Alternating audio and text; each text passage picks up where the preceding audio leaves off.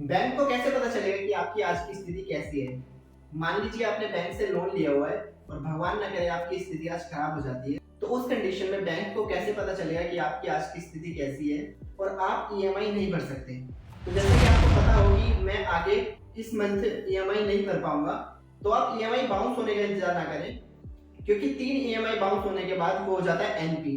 तो जब आपको पता है कि मैं आने वाले महीने में ईएमआई नहीं भर पाऊंगा, तो आप अभी यानी कि जब आप ईएमआई भर रहे हैं तभी बैंक में जाकर एक लेटर लिखें और उनसे बोलो कि सर मेरी आज स्थिति वैसी नहीं है, मेरी कंडीशन वैसी नहीं है जब मैंने लोन लिया था।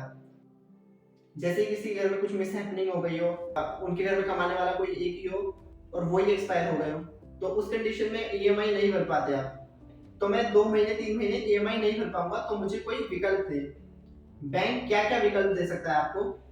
बैंक आपको 2-3 विकल्प दे सकता है। जैसे कि पहला है, उसमें बैंक आपको हो सकता है कुछ समय दे दे, 6 महीने का, 1 साल का, 2 साल तक का।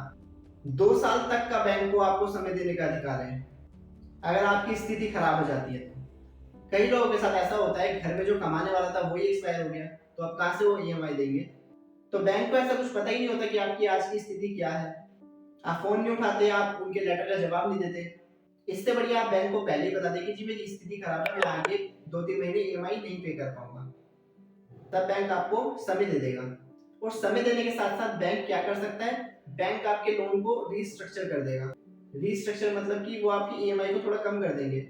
जैसे कि आप कहते हो कि मेरी सैलरी 50,000 थी, तो मैं ईएमआई 30,000 रुपए देता था, अब मेरी जॉब नौकरी छूट गई या फिर मेरी सैलरी कम हो गई, तो बैंक से रिक्वेस्ट करें और उनसे बोले कि मेरी ईएमआई को कम करें, 10,000 12,000 जितनी आप कर सकते हो उतनी रेंज में ले लेगा।